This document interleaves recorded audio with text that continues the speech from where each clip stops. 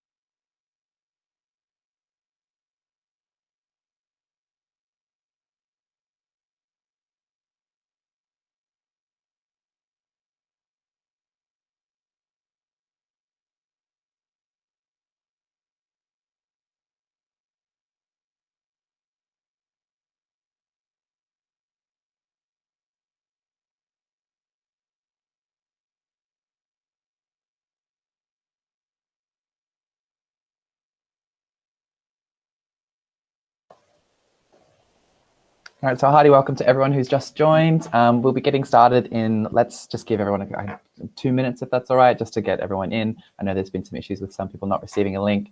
So we'll get started in about 2 minutes. But yeah, welcome to day 3 of our In Crisis conference.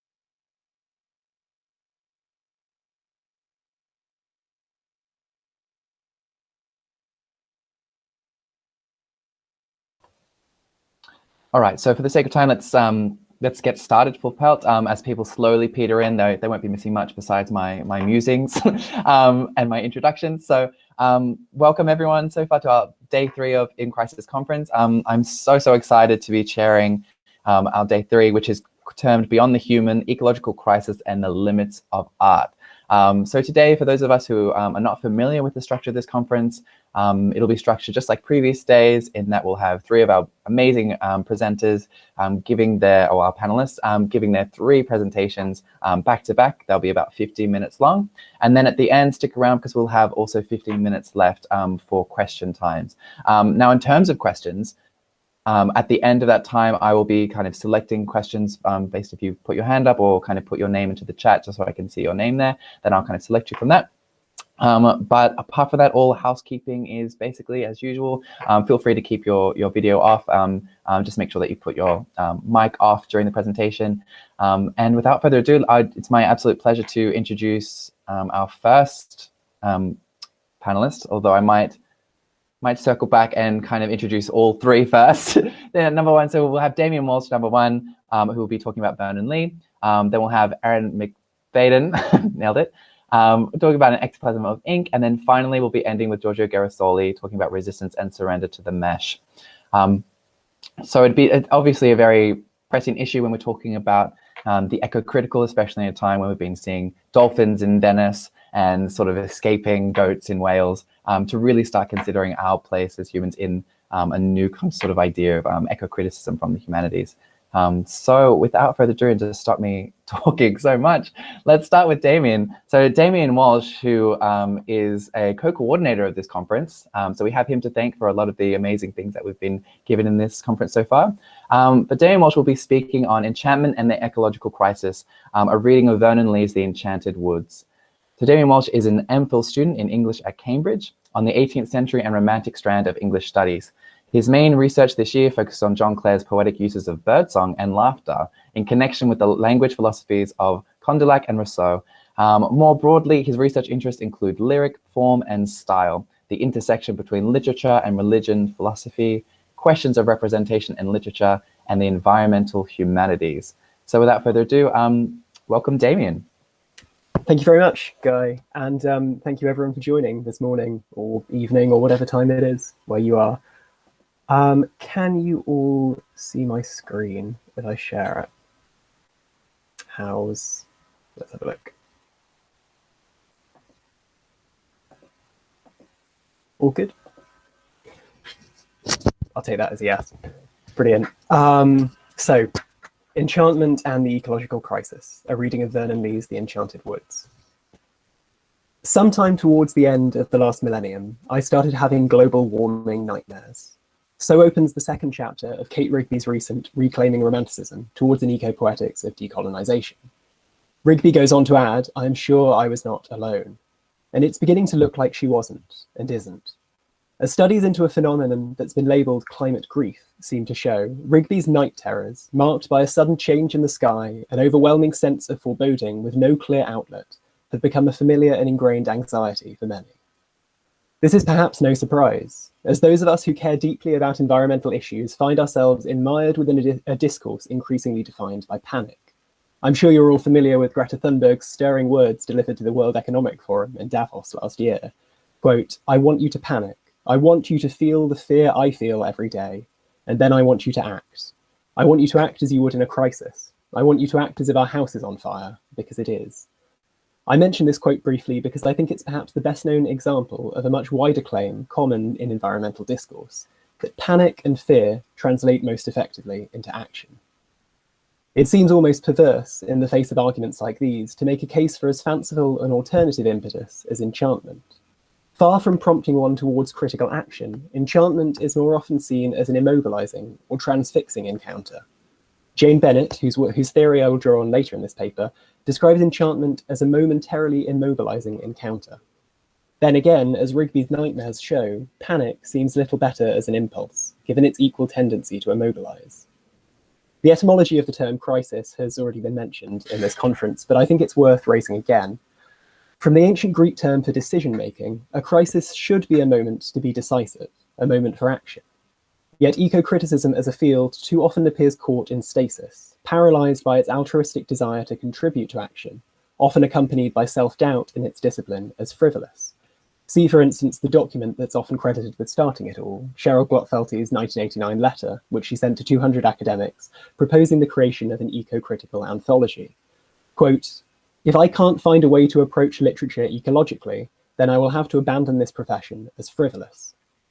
This paper seeks, by contrast, to argue that something as apparently frivolous as literary depictions of experiences of enchantment in landscapes might provide a more sustainable impetus for environmental praxis, by opening us up to enchanted ways of viewing the world in which our anthropocentric assumptions are challenged, and in which, crucially, we are given agency to act. It might be useful very briefly to be clear about what I mean here by enchantment. Enchantment, or more commonly re-enchantment, has become something of a buzzword within eco-criticism, shorthand for a project proposed by many critics to overturn the apparently disenchanted modernist paradigm, and often the entirety of Western ontology with it. Both of these categories are often uncritically presented as monolithic entities. So, for example, Christopher Partridge's recent The Re-Enchantment of the West, in which he states, "Disenchantment is, at least in part, the process whereby magic and mystery are driven from the world and nature is managed rather than enchanted." And he pushes against this. Val Plumwood has also argued for a process of re-enchantment, a project encouraging the re-enchantment or re-inspiriting of the realm-designated material, which includes reclaiming agency and intentionality for matter. This has led to the flourishing, this kind of thought has led to the flourishing of what's more recently termed object-oriented ontologies, which I know that Erin will touch on later. These might be seen as the most obvious critical flourishing of this type of thought, giving agency back entirely to the non-human world, relinquishing control. And this type of thought also goes back to Max Weber's famous branding of the modern world as disenchanted. It is quoted at the bottom most obviously. "Rational empirical knowledge has consistently worked through to the disenchantment of the world and its transformation into a causal mechanism." This paper, however, proposes a shift of focus, away from enchantment as an ontological category, a status of the world, and rather towards enchantment as a phenomenological category. Enchantment, in short, as a sensation, drawing on the work of Jane Bennett that I've already mentioned above. I propose this shift for the purposes of this paper, not because I think object-oriented ontologies are incorrect in seeking to rediscover intentionality in the non-human world, but because the concept of agency too often risks getting lost in their re-enchanted waters. Michael Saylor, for instance, has noted the benefits of viewing enchantment as an affect, in which it becomes increasingly twisted, involving both, quote, "delight in wonderful things and the potential to be placed under their spell, to be beguiled." This paper proposes that a radical decentering that can be found in enchantment is not just delightful, as Saylor suggests, but a spur to environmental action. To make this claim, I will read Vernon Lee's collection of travel essays, The Enchanted Woods. I've lost my place, sorry. The Enchanted Woods, a text that's relevant to this discussion, not only because of its serendipitous title, but also by virtue of its timing. Lee's collection was published in the same year that Weber first discussed his concept of disenchantment in the Protestant Ethic in the Spirit of Capitalism, in 1905. And it can be seen as an act of imaginative resistance to the demythologizing process that Weber would describe. While Lee has become a more familiar figure since being rediscovered, largely in the early 2000s, little has been written on her travel essays still. And within eco-criticism, she still hasn't made the splash that she deserves to. One of the purposes of this paper also is to argue, very briefly, for her relevance to eco-criticism. Though she's now best remembered, perhaps, for her writing on psychological aesthetics or her Gothic stories, Lee travelled extensively across Western Europe and published 5 volumes of travel essays between 1897 and 1914. The Enchanted Woods is her second volume. And it opens with a moment of disavowal. She says, "I may not tell you on what part of the Earth's surface the Enchanted Woods are situate. When one is in them, they seem to march nowhere with reality, and after issuing, one is tempted to deny their existence. It's certainly a strange choice to begin a travel journal by withholding a location, and we'd be forgiven for assuming that the numerous specified places in the book's contents, Pisa, Arles, Trent, and Mont Saint-Michel, are the Enchanted Woods to which her title refers. But within Lee's collection, while enchantment is intimately bound up with locality, It's not tied to specificity, but rather a portable experience catalyzed by locations. She says later that we carry the enchanted woods with us. One could see this as flirting with a suggestion more recently espoused by Kate Rigby, that literature can only save the world, as critics like Jonathan Bate have famously argued, precisely to the extent that it draws attention to its own status as text. Lee, later in the collection, makes a real show of her use of deixis. She describes the areas that she's in. I'm faced by a wide chase. Here, see this bridge, see these trees. Almost drawing attention to the fact that the reader can't see the trees that she is describing, of course. Rigby says only by insisting on the limits of the text, its inevitable falling short as a mode of response, no less than as an attempted mediation, can we affirm that there is, in the end, no substitute for our own embodied involvement with the more than human natural world.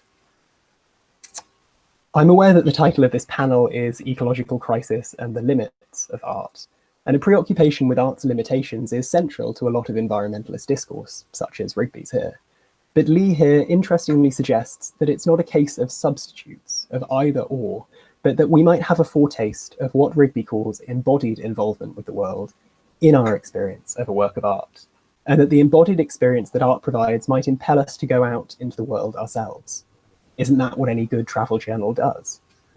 One wanders along, muttering scraps of verse, or as happened to me, pursued by a phrase of recitative.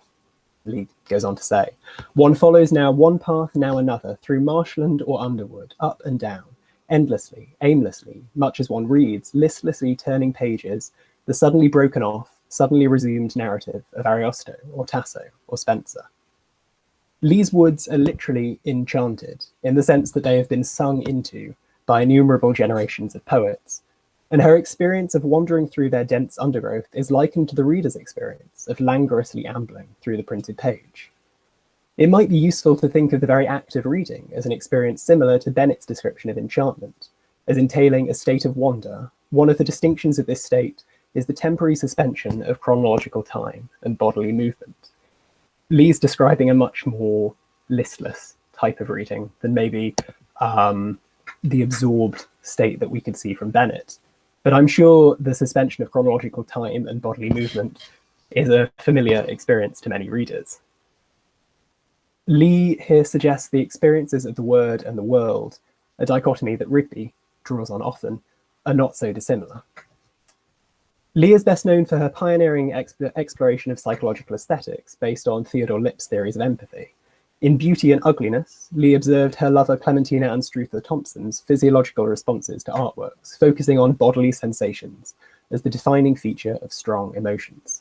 So describing Anstruther Thompson looking at a chair, there happen movements of the two eyes, of the head, and of the thorax, and balancing movements in the back. The movements of the eyes seem to have been followed by the breath, and the breath becomes very important in her psychological aesthetics, drawing on perhaps the very idea of inspiration itself. This heightened awareness of embodiment which Lee found in Encounters with Art seems close to Bennett's description of moments of enchantment. You notice new colours, discern details previously ignored, hear extraordinary sounds as familiar landscapes of sense sharpen and intensify. The world comes alive as a collection of singularities. Enchantment includes then a condition of exhilaration or acute sensory activity. Enchantment, both for Lee and for Bennett, returns one to the body, to what Bennett calls a state of interactive fascination, not fall to your knees awe. Lee's description of enchanted places is similarly interactive. In Genius Loci, her collection of travel essays immediately preceding The Enchanted Woods, Lee claims that locations can, quote, touch us like living creatures, and one can have with them friendship of the deepest and most satisfying sort. See also Lee's rather touching opening to the same volume, which she dedicated to the cypresses of Vinciliata and the oak woods of Abbeyleix. If enchantment breeds interactive fascination, in Bennett's terms, or in Lee's more personal words, friendship with a non-human landscape, it's not hard to see how this can become a tool for action, for praxis. Lee's sense of enchantment leads her towards the end of her collection to denounce deforestation and the mismanagement of natural areas with a fervour bordering on activism, recalling a friend's fanciful, albeit fruitless, search for what she calls the non-existent forest of the Antonines. Lee describes herself later stumbling across what she, quote, knew with certainty was the same longed-for wood. part of the Apennine forests. But the forest is far smaller than it should be. Quote, everywhere the wooded parts of Italy have dwindled because of human greed and wastefulness.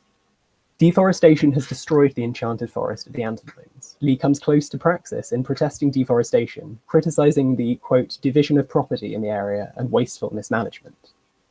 The progression from enchantment to the desire to improve the world is a natural step for Lee. In her final chapter, Et in Arcadia, she describes her, quote, homesickness for places I have never been to. Inspired by an enchanted moment when the smell of burning olive twigs transports her with a vision of the real South, Sicily and Greece, which she will never visit. This is not quite as fanciful as it may seem, as Lee argues, that when we desire something or someone, we create an idealized version of the desired object for ourselves. If she had not wanted to see the South, Lee argues, quote, there would have been only one South, one Sicily, Greece, or Arcadia. Now there are two. We may not share Lee's optimism for this idea. It seems tantamount to admitting that we willfully delude ourselves. Lee maintains, however, that this is common to all our relationships. Our friends, our loves are similarly dealt with, and insofar as we are of any value to anyone, ourselves also. To value something or someone is to imagine a perfected version for Lee. Crucially, for Lee and for environmentalists, these imaginary perfected versions tend to shape into their own resemblance their poor living originals. Quote, if we are worth our salt, we have all made someone, been made by someone, a little less undeserving of such gratuitously given faith and love. What does this mean for landscapes, Lee's focus? Through experiencing enchantment, we might be given agency to reshape their poor originals. To return to Bennett, who claims one must be enamored, even enchanted with existence, to be capable of donating some of one's scarce mortal resources towards helping others. Lee demonstrates that to imagine the world in its enchanted form is the first step towards improving it. Of course, there are many problems with this theory. Imagining a perfected world is very different for many different people. I don't have much time, but I'd like to close by troubling some of these issues a little bit. I don't know how much time I have left, but many arguments for action on the climate crisis recently are based around arguments made by thinkers such as Darrell Mollendorf or Henry Shue that the global north has a duty to act on climate change because it will disproportionately affect the global south. Location is intricately bound up in our moral requirement to act. And I think it's important to consider when discussing enchantment how different locations can be differently enchanted for different people, and how many people have different access to the ability to be enchanted. But this is obviously for a much longer discussion. So I'll close there. Thank you very much.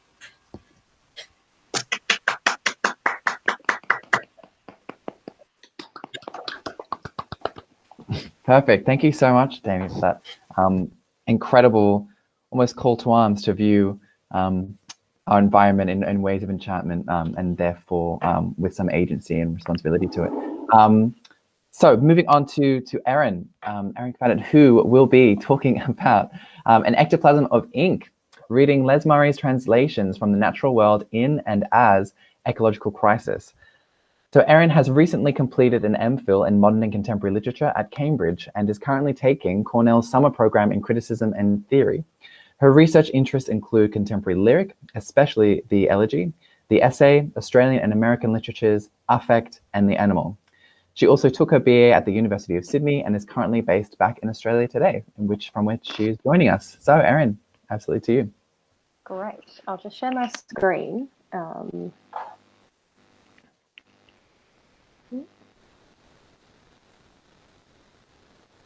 Let me know if you can see it. Pondering.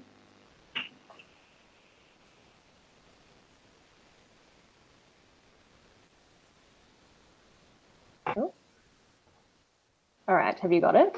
Perfect. Okay, great. Well, buckle up. So here is the beginning of Les Murray's Shoal, which appears in the 1992 collection, Translations from the Natural World. I and I, each. What blinks his eye? Unison of the whole shoal. Thinks, a dark idea circling by. Again, the eye's eye winks. The eeriness of encounters with animals, the way we're thrown out of place by apprehensions of their agency, permeates Murray's translations. In Shoal, a school of fish blink at us, and in the wake of this blink, a dark idea circles by. In this paper, I'm interested in unpicking quite what such a dark idea might be, and what role it plays in Murray's treatment of the non-human entities that populate his poems. Equally, I'll take seriously the allusion Murray makes in Shoal from blink to wink. I want to entertain the possibility that from the unsettling weirdness of the translation's voicing of animal subjectivity and agency, a positively charged affective and ethical experience can also be made possible.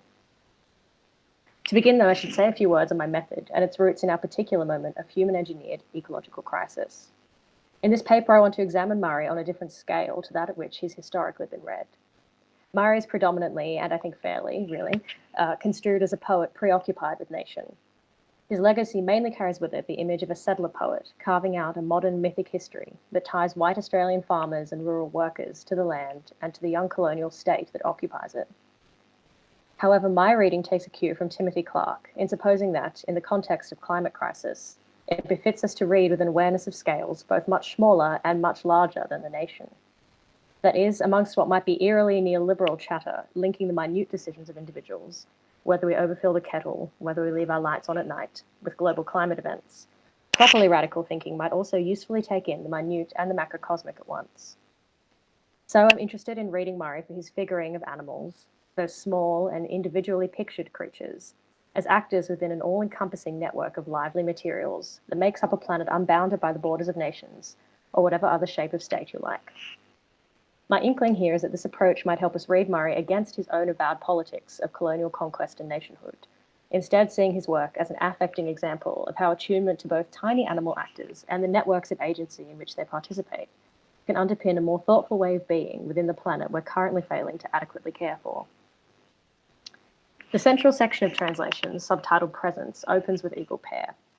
In this poem, Murray uses a first-person plural voice that claims to speak from, as well as about, a couple of eagles as they hunt at the start of the day. Murray writes, "We shell down on the sleeping branch. All night the limitless up digests its meats of light. The circle-winged egg then emerging from long pink and brown reinverts life, and meats move or are still on the down. Irritably we unshell into feathers. We lean open and rise, and magnify this meat then that with the eyes of our eyes."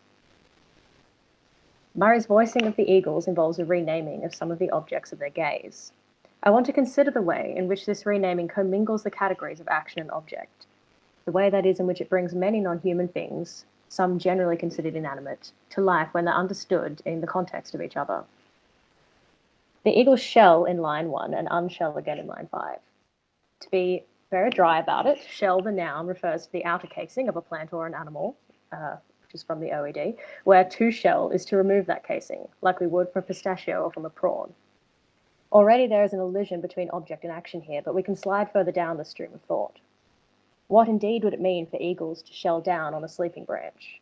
We might consider that the eagles make themselves like shells, drawing a casing around themselves with their wings, and then unmake themselves in this image again. Here, shelling draws into one place a collection of actions and different objects, each configuring the other. In this way, matter comes to a subtle, glittering kind of life. Jane Bennett's Vibrant Matter drives towards an understanding of the non-human world as animated. It's an example of the object-oriented ontology that Damien kind of gestured to earlier. In an effort to find a more horizontal representation of the relation between human and non-human actants, Bennett's ontology posits a broadening of the idea of acting. That is, she works to pry some space between the idea of action and the idea of human intentionality. Taking a cue from Bennett, we might consider the way that Murray's poems act upon each other, invigorating an understanding of the translations as interested in action that can't quite be traced to intention as such. Following Eagle Pair, Layers of Pregnancy orients itself in relation to the poem preceding it. It opens, "Under eagle world, each fixed in place, it is to kangaroo all fragrant space."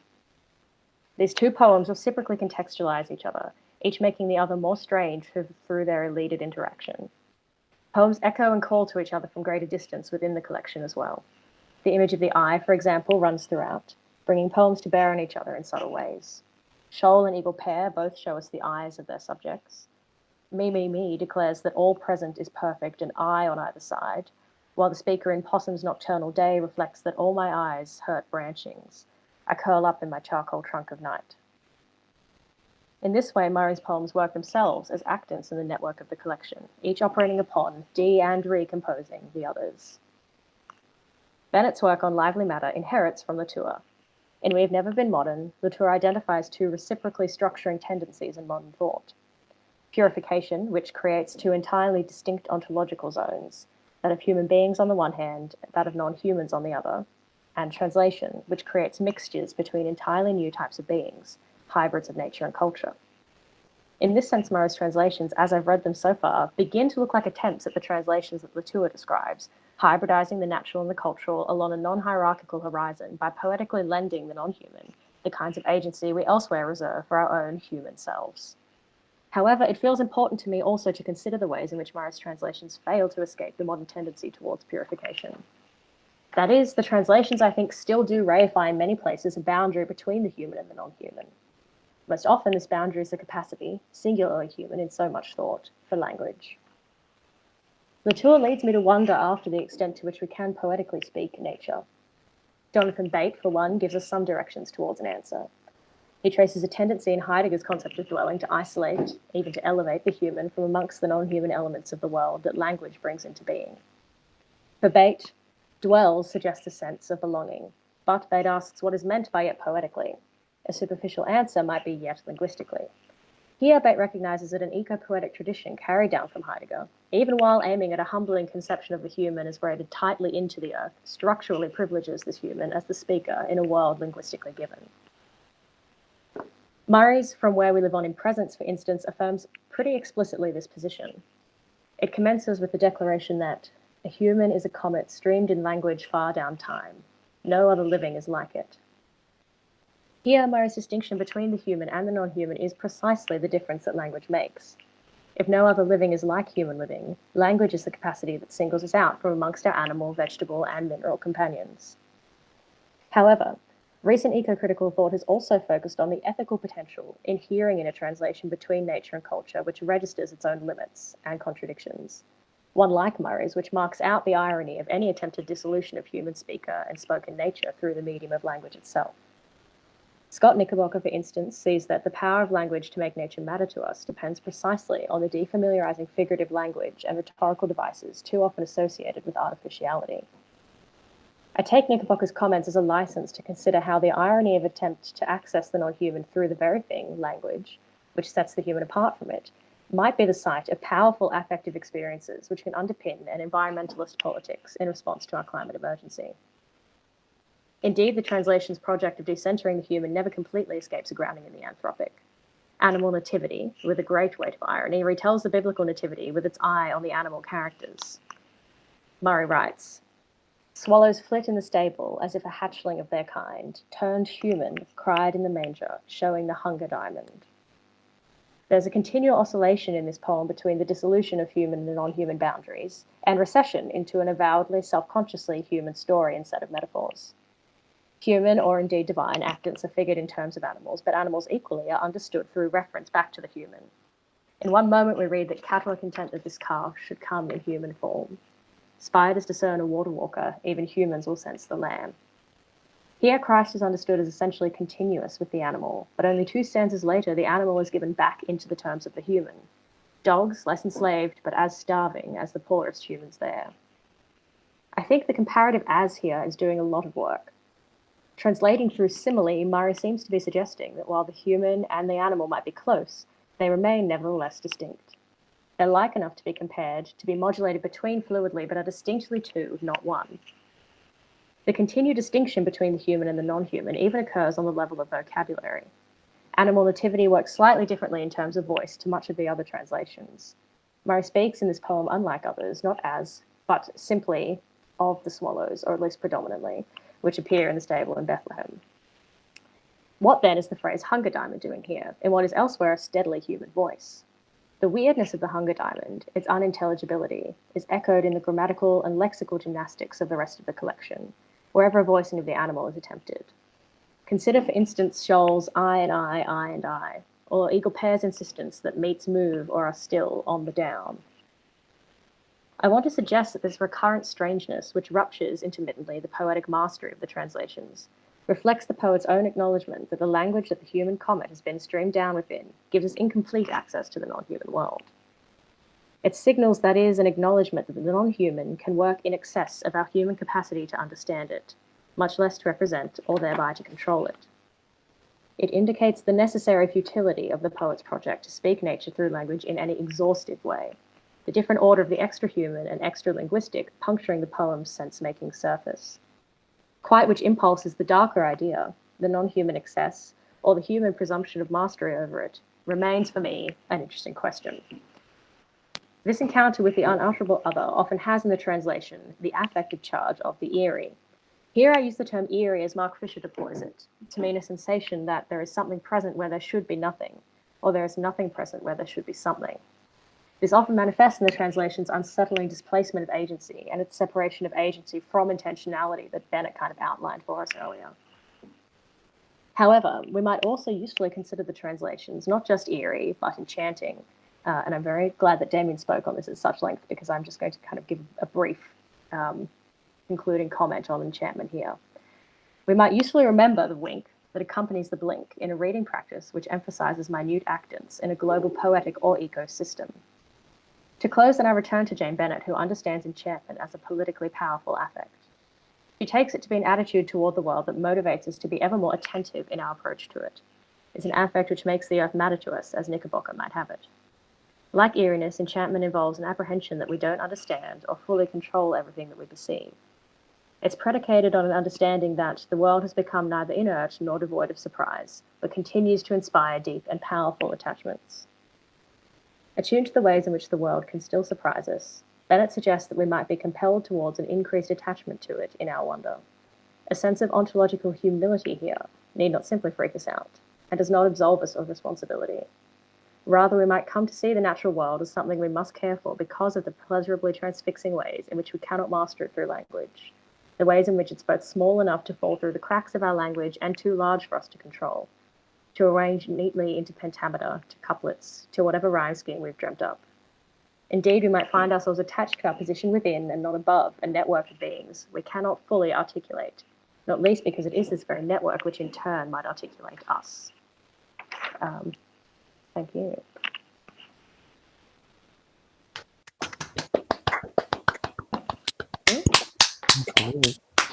Thank you, Erin, for that incredible, clear continuation from, as you said, Damien's introduction on enchantment to consider more about affect and decentering human. Thank you so much. So moving on to our final speaker of today before we engage in some questions, please welcome Giorgio Gerasoli, who will be talking about resistance and surrender to the mesh, the ecological crisis of the subject in Robert Edge's film The Lighthouse, great film, and Elizabeth Jane Bennett's poetry collection Swims.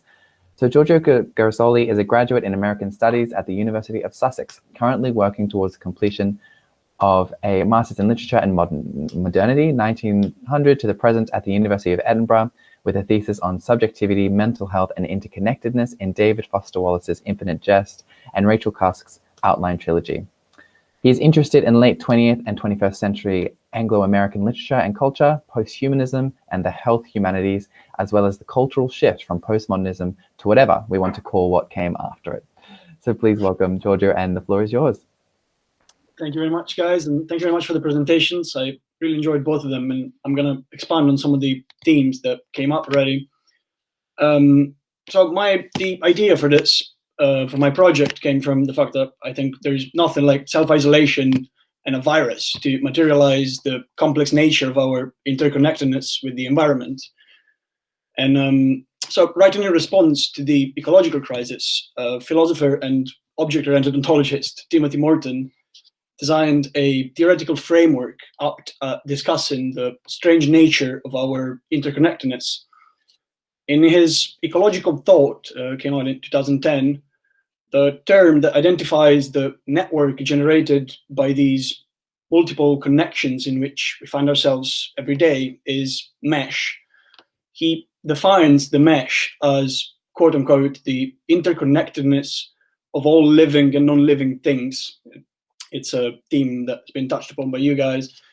an immeasurably vast interobjective system with no particular center or edges, an entanglement of all life forms, all dead ones, their habitats, and so on, that exists both at the physical, social, and also psychic and scientific domain.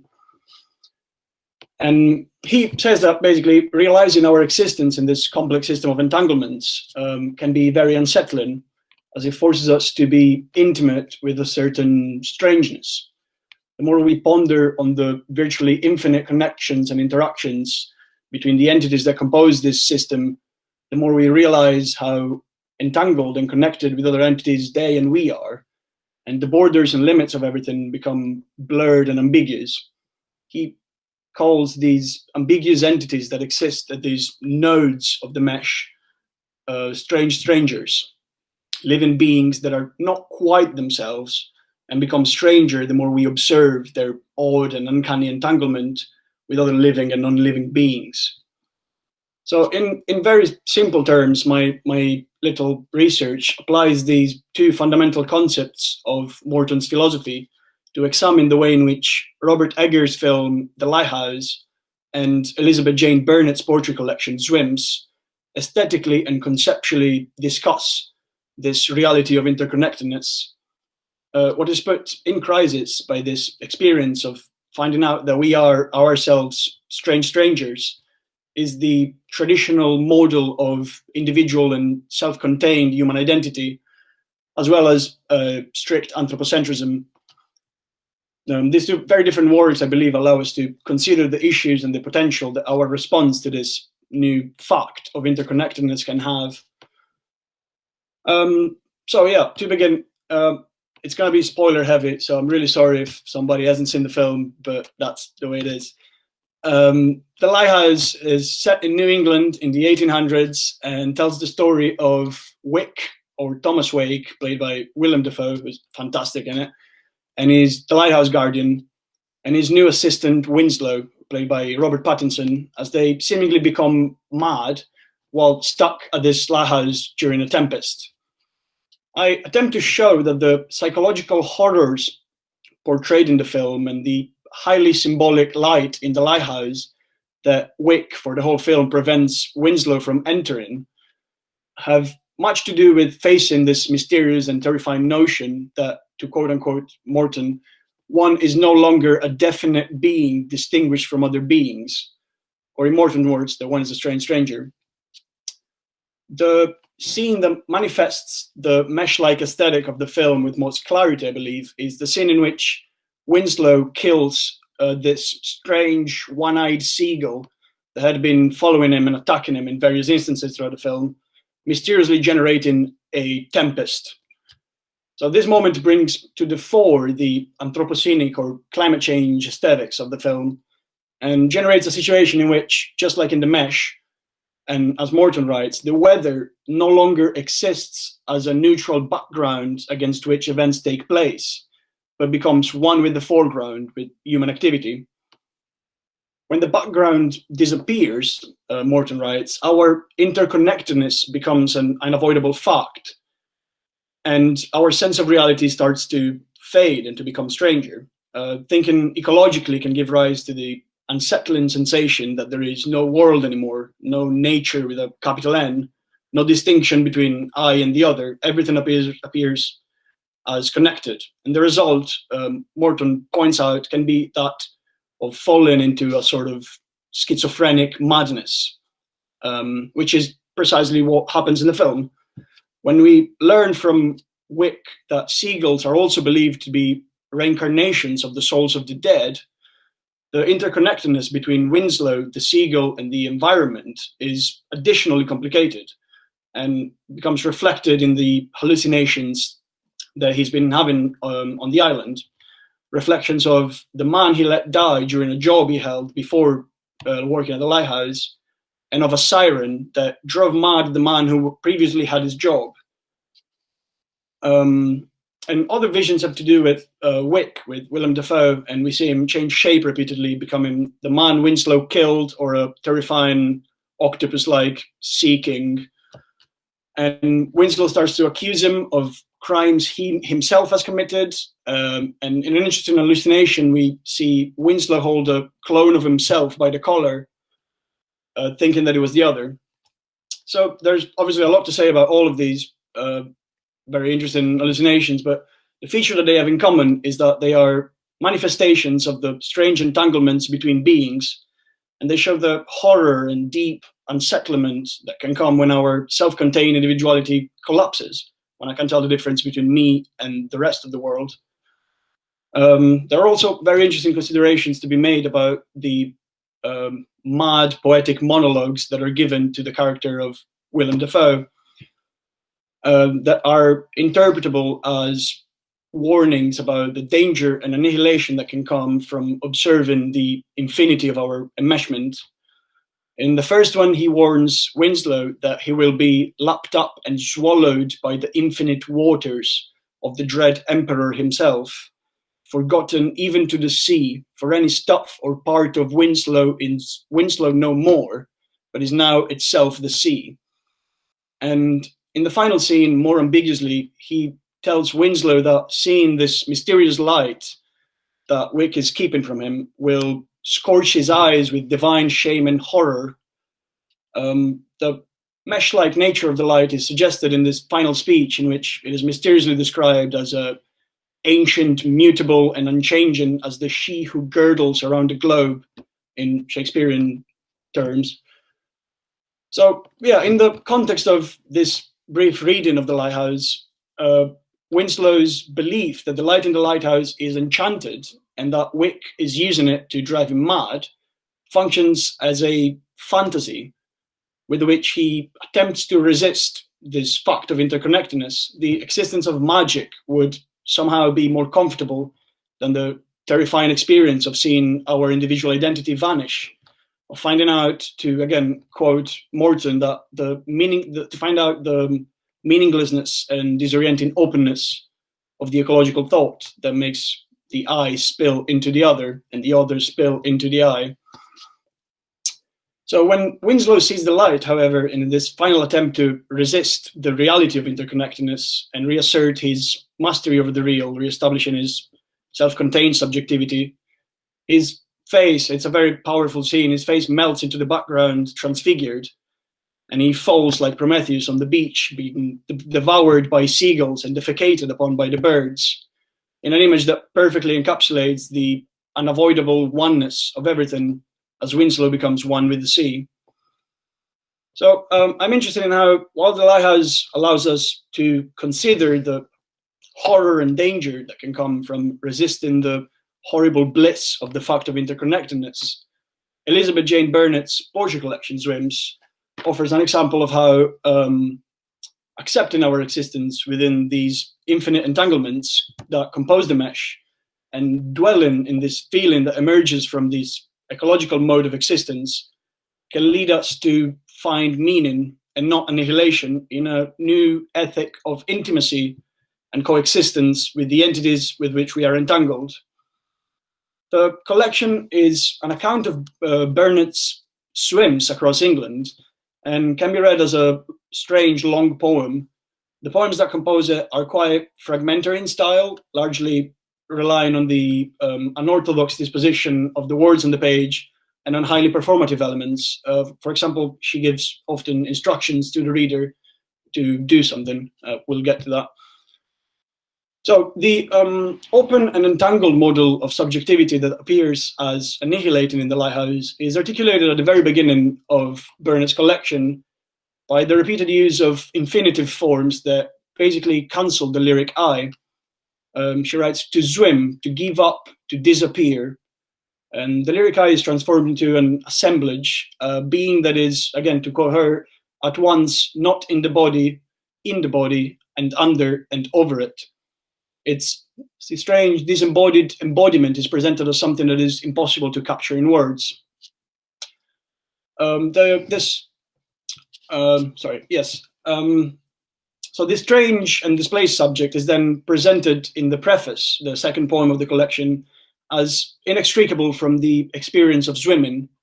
Both the river and the body, she writes, have gone, and what is left is something else. They are no longer separated from each other because the subject is not limited to its skin anymore, being immersed in water. It is physically immersed into the entanglements that expand the body into the river and consequently to what is in it. She writes in the preface, again, that she becomes watercress, dropworth, floating pennyworth, even chicken wire. Again, we see that the background disappears. Nature doesn't exist anymore as a separate entity.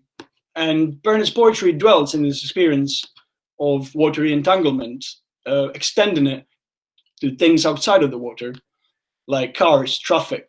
She talks about acid and sulfur, essentially making of her own body a strange stranger and embracing this new mode of being. Expanding these connections to entities outside and inside of the water brings it to recognize its entanglement with terrifying entities as well. As for example, the radioactivity of Fukushima is something that comes up a lot, which is contained in the rivers Tein and Barle. The poem about swimming in the Barle in particular reflects on the way in which this radioactivity affects the lives of fishes and birds, the latter described as drops of tar in the sky. And she writes that though we leave the water, there is no emergence, there is no place to run away from our inevitable intimacy with nuclear waste. And however, it is exactly when Burnet dwells in this horrible bliss of enmeshment that she finds some kind of intimacy with the readers, developing something very similar to the nonsense, self-centered and coexistential ethics desired by Morton. One of the poems that most clearly perform this ethical entanglement is Hampstead Heath, in which Burnet invites us to go for a swim in the rain. It's one of the poems with instructions for the reader.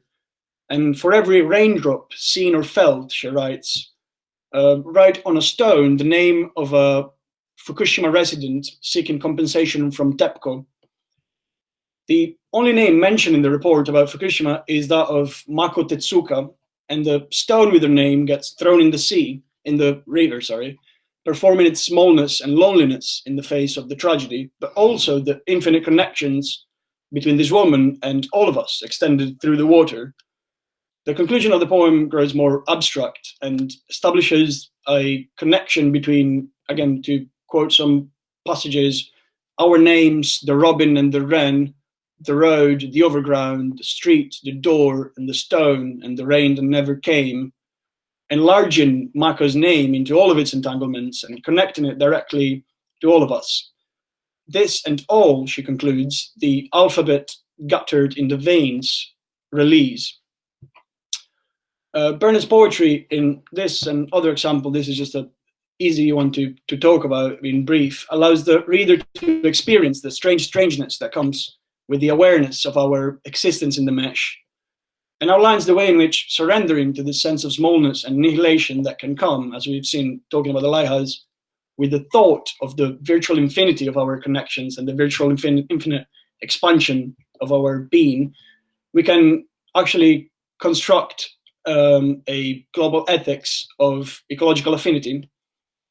So, yeah, I hope I managed to underline in these few words the tensions that exist between Eggers' film, which is quite dense and complicated, both visually and conceptually, Burnet's eco-poetry and Morton's philosophy. And I would like to conclude with a consideration about the possible applications of Morton's subject-oriented ontology in the studies that might come about the social and cultural impact of COVID, as I believe that his framework would be very useful to gauge the extent of our connection to each other and of what we could do in the future to deal with the threat of a new virus or something like that. But thank you very much for listening, and thanks.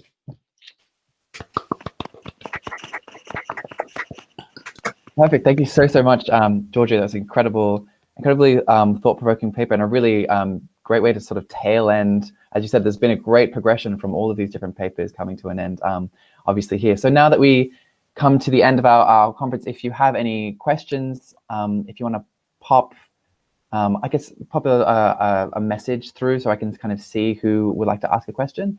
Nina has a question already. I might beat her to the punch actually and start with the question for everyone because I have the floor, I have the power, so too bad.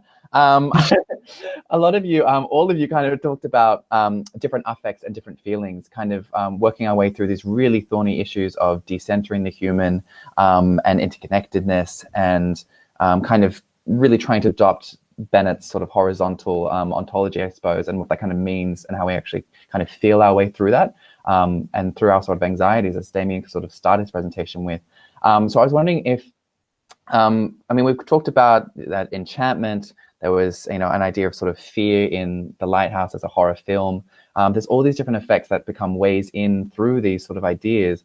I was wondering if any of you could speak to the sort of stakes of using feeling, of using affect itself as a way in through this, rather than a specific affect, whatever it may be, but affect itself as a way that is, can we decenter the human through that sort of feeling as opposed to emotion? Yeah, if that makes sense. If anyone could speak to that, I'd be very interested.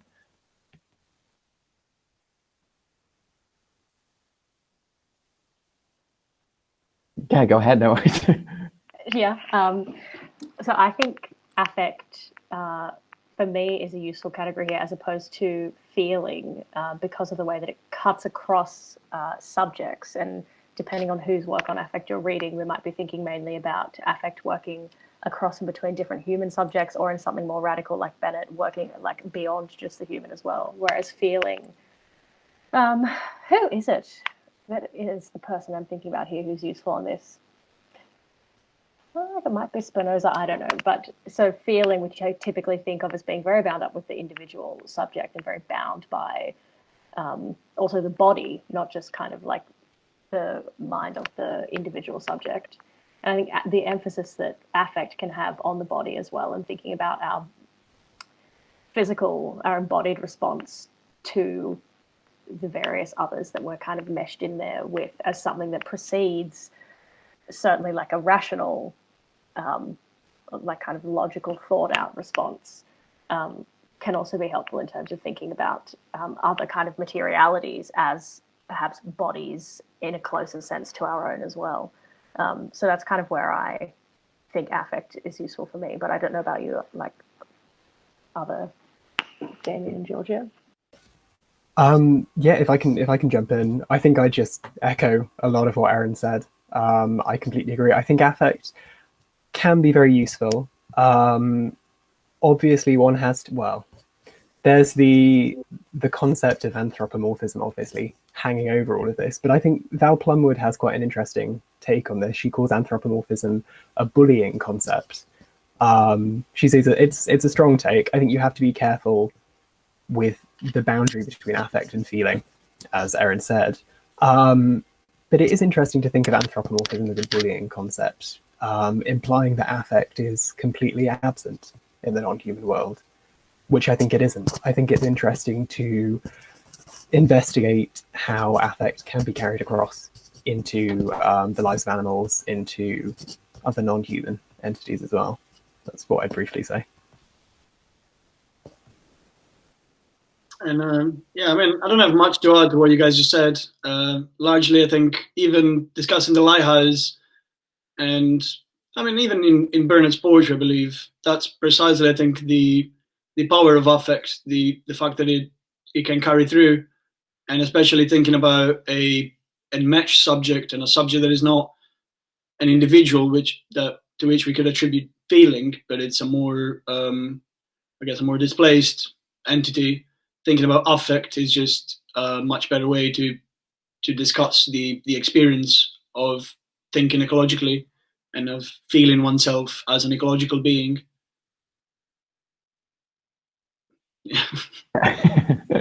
Perfect, thank you. Thank you so much. So Nina, I believe you have a question. Go ahead. Firstly, I should just say, what an amazing panel. All of you are amazing. Thank you. I have a question for Damien, and I'm sorry because I'm speaking from like zero knowledge apart from what I've just heard of Lee's work. But I loved this idea that when we desire something or someone, we create an idealized version of that place or person and then multiply. So there's two rather than one. And I was wondering how the process of writing interacts with that. Like when you write about a place, does it then multiply it again? or a person, and then multiply it in the minds of the readers who imagine it through your writing? Like how would that, is writing then a kind of way of loving? I'm not sure. Thanks for, no, that's a great question. I think absolutely. I think that's a lovely way of seeing it. And I think Vernon Lee would probably definitely agree. I mean, I touched on briefly how the ways in which I think she sees traveling and being in natural places is very similar to writing and reading. But I think I think there's definitely a connection to be made to the later parts of her book, how desiring and creating perfected copies.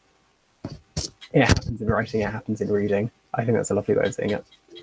Can I just double check which book this is? Because I'm going to read it. This is The Enchanted Woods. The Enchanted Woods. But Genius Loco is worth a read too. Thanks for the question. Perfect. So we have a question from Michael. If you want to go ahead, Michael. Hello, have I appeared? Excellent, very good. This is sort of a question for both Erin and Damien.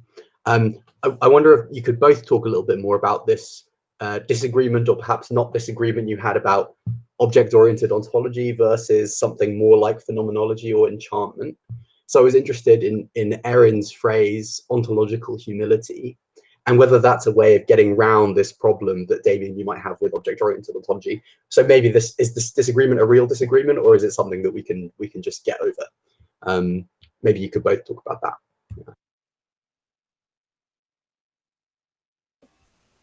Maybe I should jump in first and preface this by saying that I think I've been a little bit too hard on object-oriented ontology, maybe. I think there's a lot that's really interesting and really useful, and Erin really brought that out within that field. I think my only problem is that agency, as I say, is often lost. If we completely decenter our idea of the human agent, our idea of the human subject, how do we act against something like climate change? How can there be political praxis in that? Which is more, I think, my own anxiety rather than an argument against the entire field of object-oriented ontology. I think Erin's idea of ontological humility is really interesting and potentially very useful. So I'd maybe advocate ontology and phenomenology working together more harmoniously, if we can do that. I don't know if you want to add anything. Yeah, I think that I totally agree with you, Damien, and I have like long-standing arguments with many of the friends that I speak with about this work, about precisely this anxiety that you have, where if we consider acting to be something that isn't necessarily tied to a human intentionality, or the way that we think of agency is tied to like our own intentional powers, yeah, where does that leave us in our ability to act? But I think this option of saying, well, why can't we have both, is like precisely the way to get over that problem. And to say, okay, so we can recognize maybe that there are different kinds of, I want to resist the word agency, but so different ways that the materials and the animals and all the non-human things, like with which we're enmeshed, again, to borrow Giorgio's word, you know, can put us down from our position of being kind of in total control. And the way to recover maybe a sense of an imperative to act within that is through precisely this phenomenological experience of enchantment that you speak about. So I think you kind of solved the problem, Damien. Thanks.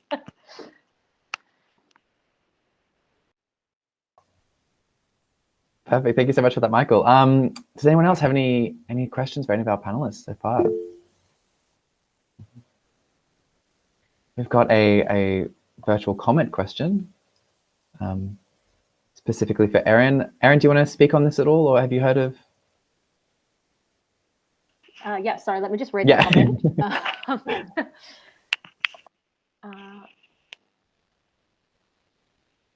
No, I'm not familiar with this work, but I'm on the lookout for sources at the moment as I think about expanding what this project might become. I don't know if, I don't want to put you on the spot, Jay, of like speaking anymore about the source, but if you, yeah, I will note that down because I've not the modern literature is about the discovery of landscape. This strikes me as something, not to put someone else on the spot, but it strikes me as something that Damien's work around, like you do a lot of John Clare stuff, right? And yeah, ideas of like openness and enclosure and an idea of landscape there. So yeah, I think that's relevant for a lot of us actually. Oh, Daryl, question. Perfect. Well, DG or Daryl to friends. Daryl, would you go ahead and ask your question? Hey, yeah, this is a question I think that most explicitly speaks to Damien's paper, but also I think if any of the other panelists had thoughts, I'd be very interested to hear as well, which is, I just wondered whether or not this idea of the woods as enchanted, it makes me think about sort of like fairy tales and fantasy, and how trees and forests and woods are often kind of enchanted in these contexts. I remember playing a board game when I was a kid called Enchanted Forest, and you go off into the forest and all sorts of sort of weird and wonderful things might happen to you there. I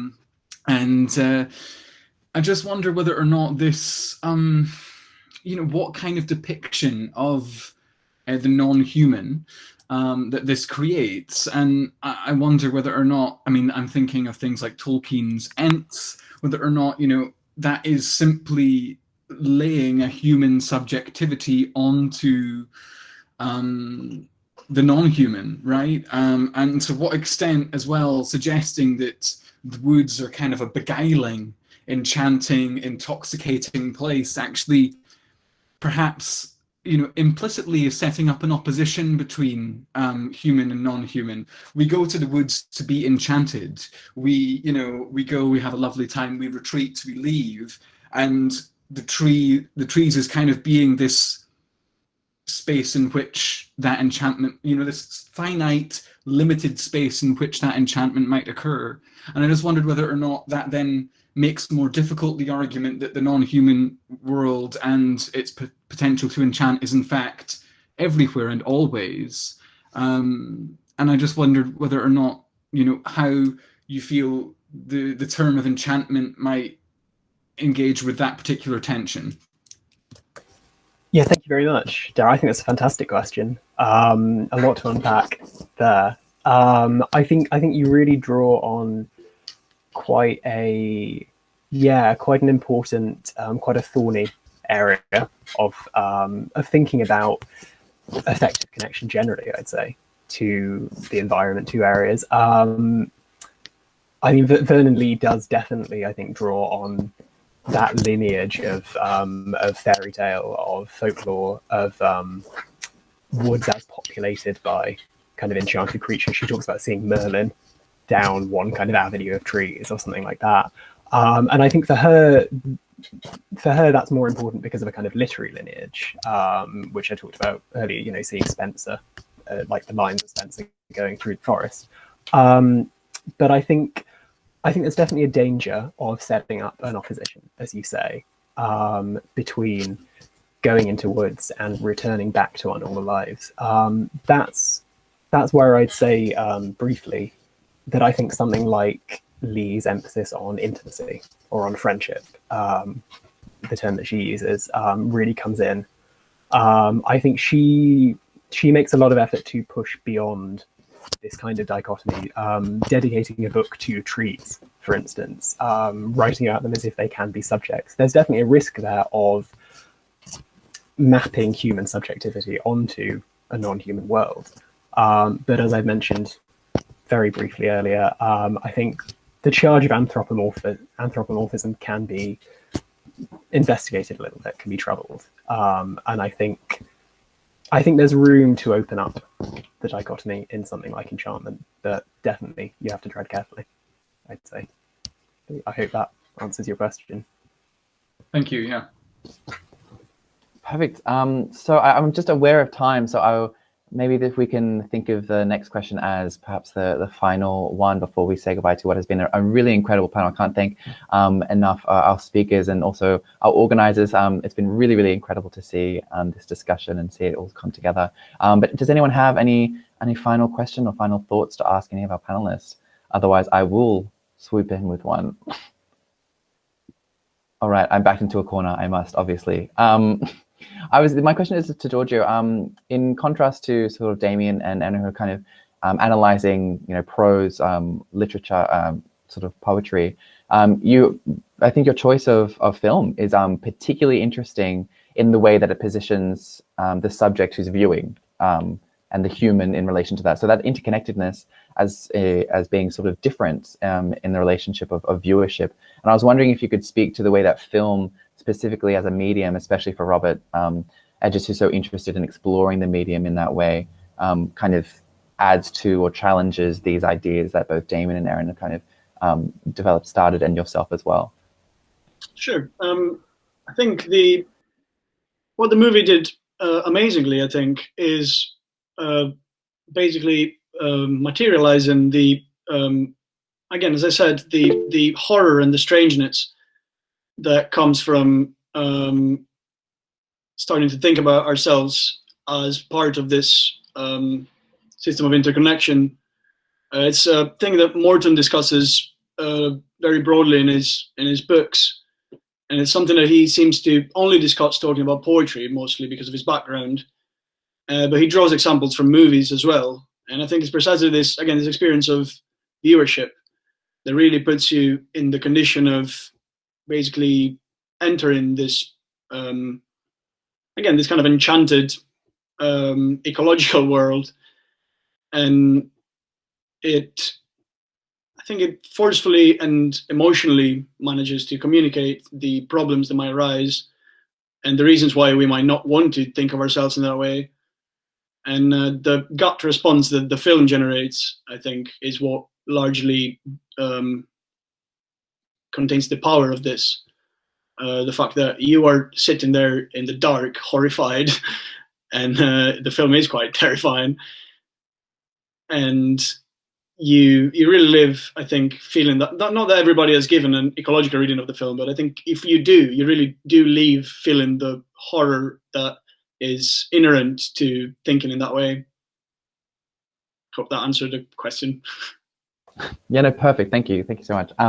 We have our final question, we'd say, from Christopher. Go ahead. Right, sorry. Yeah, Guy basically asked my question, so I'm fine. I was wanted to draw on the medium of film and talking about that because there's so much to do with like Mark Fisher and Claire Colebrook who talk about the film The Road and ecological crisis, and Sure. You leave the cinema and it's like, oh, okay, and that sense of disconnect, but also what film can do that maybe other mediums can't. So yeah, no, fantastic. I'll just say it's been a very enchanting hour. Thank you, everyone. Thanks. Perfect. Well, great minds think alike, Christopher. I'm glad. And on that amazing note, again, thank you to our panelists and thank you all for joining us. We still have 2 more. We have tomorrow as our 4th day and then our keynote speaker on Friday. Hopefully, we'll all see you there. Apart from that, again, thank you for joining us and thank you again for our amazing papers. Thank you, guys. You're welcome. Goodbye, everyone. Thank you. You're welcome.